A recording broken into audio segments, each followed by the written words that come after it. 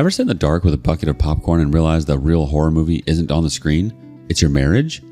Today on Our Space, not every relationship deserves a sequel. My wife was caught cheating on me in a movie theater. I rented out the same theater and played the evidence for our family and friends. 1 second, you're in a great relationship and the person who you think is the love of your life. The next second, you find out that it doesn't take much to get them to betray you for a few moments of pleasure. That's one of the reasons why I've never understood cheating, especially as someone in a long-term relationship. Was the love not enough to keep you from being so stupid? We're old enough not to be fools in that way. I'm 36, she's 34. We even have a kid together. There's no reason she should be chasing pleasure with other men. How am I even meant to get past this? She was caught cheating on me in a movie theater, like some kind of cheap whore. It was bad enough, but somehow that makes it so much worse for me. Just so you know, I've been married to her for 9 years, and we've known each other for well over a decade. Everything was supposed to be fine, but I think I'm the one who was stupid enough to think that just because you've been with someone for a certain amount of time, it means that they won't betray you. Clearly that's not the case, and all the love she supposedly has for me wasn't real. I have a friend, and I'll just call him Chad for the sake of this post, who works for AMC in our town. I consider myself to be a little bit of a cinephile, so I'm usually watching 2 or 3 movies every month, and that's how I've gotten pretty cool with Chad, especially because he's a cinephile himself and not just some teenager working at a theater for a summer job. I've gone to the AMC where he works with Kim, my wife, on multiple occasions, so he knows her well. She pretty much never shows up without me, but I show up without her a lot. She's just not into movies as much as I am, and she isn't always in the mood to follow me when I want to watch something that's not a blockbuster. The day that all of this happened, she told me that she was going to her friend's house to hang out for a bit. I know the friend and I'm on good terms with her, so there was no reason for me to be suspicious. It wouldn't be the first time she had gone to her house. The only reason that I ever found out that something was wrong was when Chad texted me a few days later and asked if I could stop by the theater. It was odd for him to say that, so I asked him whether it could just be said over the phone or through texts. He said it could, but it would be best if I could come around because there was something that he had to show me. So that day after work, I stopped by the theater. I saw him before he saw me, and his face became a lot more serious when he spotted me. I was worrying that I might have broken something the last time that I was in the theater, but I knew that couldn't have been the case. He took me into one of the employee offices and told me to sit down, which I did. He said that Kim had come to the theater and he mentioned the day. I was initially surprised by her coming without me, but when I remembered that she was with her friend, I mentioned that they probably made the spontaneous choice to watch something. He asked me if the friend was male or female, and when I said female, he said that the person she had come with wasn't a woman. It had been a man. He told me that he had asked me to come so that he'd be able to show me the footage since he wasn't allowed to take it off the computer. He showed me surveillance footage of her walking into the theater, and obviously, since I've known her for so long, there was really no question that it was her. I recognized the outfit, and the footage was clear enough to make out her face. Right behind her was a man. I hoped that Chad had been mistaken and they were just 2 people who entered the place in quick succession, but when they got to the counter, he put his arm around her. Chad wasn't the one attending to them, but I could see him in another angle of the footage. He kept glancing. Eventually, he went up to say hi, and Kim brushed the guy's arm off of her. I could see her saying something to Chad in the video, but there was no sound. She told me that he was her cousin from out of town. She called him Jack. The thing was, Chad was too smart to just buy that. He had seen the way the other guy had touched her, so he wasn't convinced, but he didn't say anything. He just acted like he believed it. I knew she was lying too, because if it had been her cousin, she would have told me her cousin was in town. If she hadn't gone to AMC to be up to no good, she would have told me she had gone to watch a movie. She didn't do either of those, so it was clear what was going on. It was so clear. He told me that he had more, but that it was the worst part. He wanted to make sure that I was ready to see it, and when I said yes, he played something on the computer.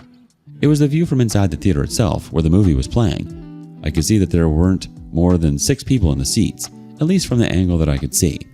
She and the guy were all the way near the top, which was already a bad sign. Even though it was like the night vision footage, I could still see that it was her based on the patterns of her clothes. I watched in the video as she slowly hiked up her dress. He fiddled with his waistband, and then she moved over to sit on his lap. I knew what was going on before she started moving. It's crazy how, even up to the point where she sat on him, I hoped that I was somehow mistaken about what I was looking at. I really didn't want everything to fall apart just because she couldn't be disciplined. But it was unmistakable once it started happening, and I knew I just had to accept it for what it was. It tore me apart though, it really did. Chad saw my reaction and he consoled me. I asked if I could take the video, but he said that it wasn't allowed. I thought of recording the screen with my phone, but I wanted it in full quality. I was so serious about it that I returned to the theater on another day with a tripod and a camera. I set it up perfectly and recorded off the screen, so I have the footage now, which makes me feel just a little better, because I don't feel crazy knowing that I can prove the situation if Kim tries to deny it or gaslight me. The only problem is that I really don't know if I'm ready for a confrontation. It's going to be so big and messy, and I just want to have my peace. I didn't think that my year would have a marriage-ending confrontation, and I blame her for bringing that energy into my year. There's nothing I can do but roll with the punches. I tried to find the guy, assuming his name might truly be Jack, but I couldn't see his face well enough in the video to confirm it was him. Even if I found someone who looks a lot like him, I did check her Facebook friends and I found a bunch of Jacks, but it is really hard for me to know if he happens to be any of them. I don't know the guy, but I already hate him because I feel so certain that he knows she's a married woman. There's little chance that he doesn't. When the time comes for the big confrontation, I guess I'll have it, but for now, I want to make sure that I'm prepared for it, and I also want to ensure that when it happens, I have the divorce papers ready to serve to her in an instant. There's no explanation that will help her slither her way out of this.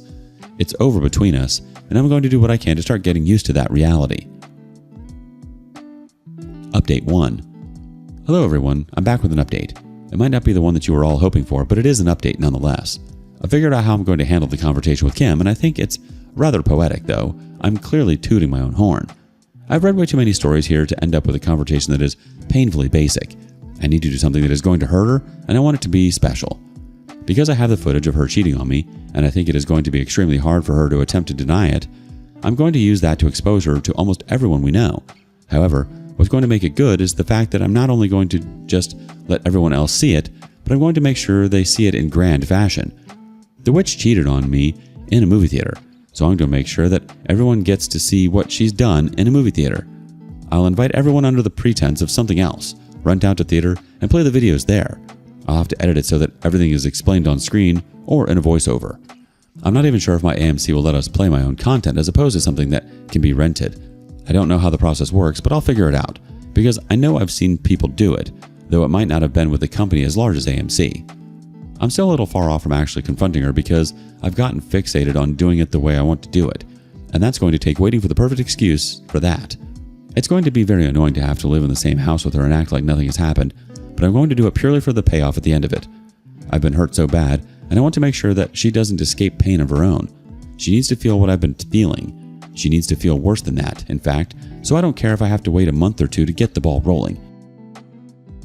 A simple confrontation is letting her off easy. Update 2. I know it took a lot of time for this final update, but you should have known it was going to take some time based on how I ended my last post. I needed it to be perfect, and thankfully for me, the anniversary of our marriage was just a little over 4 weeks after I made the last post. So I decided to plan everything towards that, especially since I knew it was going to be enough time for me to make whatever arrangements I needed to make. I really had to sell it. I didn't want her to have any suspicions, so I started acting extra romantic. Not in any way that required me to sacrifice money or time, but I wanted to remove any suspicions that she would have when she found out I was planning something. I called her sweet names more often. I reminisced on our best times. I spent more time doing the things she loved with her. I wanted it to hurt like hell when I finally dropped the axe on her. While all of that was going on, I asked Chad, the AMC guy, whether they did private theater rentals, like the kind where you can play anything that you want, but he said that's not a thing they do. I asked if it could be arranged, but it simply couldn't, which was sad. I felt it was going to be a nice touch if I could play that kind of video at the same place that she cheated on me, but yeah, I couldn't fix that. He suggested I check some of the smaller theaters in our town, which I did, and I was able to get one that was willing to host the event for me. They told me that they had some requirements for the file format that the video was meant to be in, and I'm quite handy with tech, so I did it myself. The video starts with some of the footage of the two of us that we've captured over the years, including parts of our weddings. I put title cards, I think they're called, between some of the scenes to make it a little more cinematic. There's even music playing to set the mood. Ultimately, the videos of her walking into the movie theater with the other guy start showing, and I put text on the screen to explain exactly what everyone is looking at. I think what makes me laugh the most are the credits I put at the end, which shout out myself, AMC, her cheating butt, and the unknown affair partner. I can talk about it a little more easily right now, but it still hurts. The whole process of making the video hurt because I actually had to force myself to look at the times when everything between us was perfect and happy. when we thought that the entire future belonged to us. And then I had to splice it with the worst thing that had happened in our marriage. Watching her give herself to some guy in a movie theater, it was so cheap. I realized that even if I forgave her for what she did, I would never be able to take her back because my opinion of her would never be the same again. It has changed permanently. Let's move on to the actual thing. I had to design a cute little invite using Canva, and I sent it to a bunch of our family and friends. I made sure to choose the people who thought most highly of her, and I threw in a few people who I knew Kim secretly didn't like, just to make things worse. One of those people gossips a lot, which is part of the reason she doesn't like her, but I knew it was only going to be beneficial to me. Out of the 30 people who I sent it to, 20 of them RSVP'd, majorly because they live in the same city as us, so it wasn't going to be tough for them to show up for us. I did mention in that invite that there was going to be a surprise, and I'm sure a lot of people thought that meant we were going to have another kid or something. And before you ask, I already sorted out the situation with our child, regarding where he was going to stay when the whole mess went down. Only 2 people hadn't arrived by the time the screening was going to start, and they both came in together about 10 minutes later. They didn't miss any of the good stuff, though. My heart was pounding in my chest as I watched it, because I was literally the only person who knew what was coming. Everyone else was making cute sounds as they watched what was happening. I'll be honest and say that I was tempted to stop the entire thing at a point, but I had to fight not to. I didn't want all of the chaos, but I had to deal with it if I wanted to get back at her. And when I realized the pain I felt because of her, I chose not to spare her. I was going to let it all happen. Once the music changed, I knew what was going to happen, and I held my breath as the footage changed to the scene of showing her enter through the front door of the AMC. I looked at her, and she was very confused. She asked me what it was, because I'm sure she herself didn't understand. But the moment that the other guy, who we'll call Jack, showed up, she said, "Oh my God," and went quiet. I saw her hands gripping the armrest like she wanted to stand up, but even if she wanted to get up and run away, I wouldn't have let her. Everyone there started murmuring as they were trying to figure out what they were watching. Even up until the point when she walked into the actual theater, it wasn't clear, because my text overlay wasn't giving too much away. I had intentionally chosen to let the scene play out itself. So the moment she hiked up her skirt and moved to sit on him, I heard gasps. The people there weren't stupid enough to think that she was sitting on me. They knew it wasn't me. It ended with a text card that explained the entire situation, how she had lied to me about where she was going that day, and ended up in an AMC with another man, who she cheated on me with. When it ended, everyone was quiet. She was sitting there with her face hidden in her hands. There was nothing that she could say to save herself, and I enjoyed the scrutiny she was receiving. I stood up and thanked everyone for coming. I made it clear that our marriage was over because despite everything we had been through together, which they had seen in the little movie, she had chosen to do what she wanted, which was to cheat on me in a theater. She was going to get the freedom that she wanted because I was going to divorce her, and right on cue, the process server who had been in the theater with us walked up and handed her the papers. On the lighter note, I joked that I'd love to hear feedback about my short film, but no one laughed. We pretty much all left the theater, besides her parents and her closest friends. I guess they wanted to console her. The other people who followed me out chose to console me instead. They were so appalled by what she had done, and I was happy to know that some people had my side. It just felt good to know that I hadn't done anything to deserve being cheated on, and a lot of people agreed with that. I was one of the very last people to leave the premises, and I saw her when she walked out. She looked at me and paused like she wanted to say something, but she walked away in the end. Her parents came to me, though. They had a lot of emotions, but they were mostly angry at me for what I had done to their girl. I told them she deserved it. They said 2 wrongs didn't make a right. I told them they couldn't dictate how I would react, so I reacted the way I wanted. They left after that. We've started the divorce process already, and we're clearly not going to agree on anything. It'll probably be the usual song and dance, though, 50-50 custody, I pay alimony, and she might get the house, especially because she's the mother, and the court will feel like there's better stability if she's the one in the home with our kid. Whichever way it goes, I'll take it. I'm just happy to almost be through with her. This will be my last update on this, but I will let you know that it was as satisfying as I hoped it would be. So if you ever want to be petty in the same way I was, please do. It was worth it.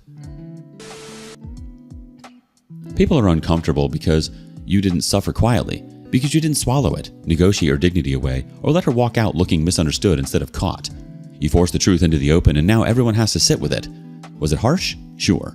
But harsh is lying to your spouse, risking their health, and coming home like nothing happened. Now the important part, you're done. You don't need to keep proving anything. You got clarity, finality, and control over the narrative. From here on out, the win is calm, consistency, and letting her deal with the long-term fallout while you rebuild without lies in the background. She chose secrecy, You chose daylight. That's not cruelty, that's consequences. What do you think? And thank you for joining us today on Our Space. Be sure to like and subscribe and hit that notification bell so you don't miss out on our next video. Until next time.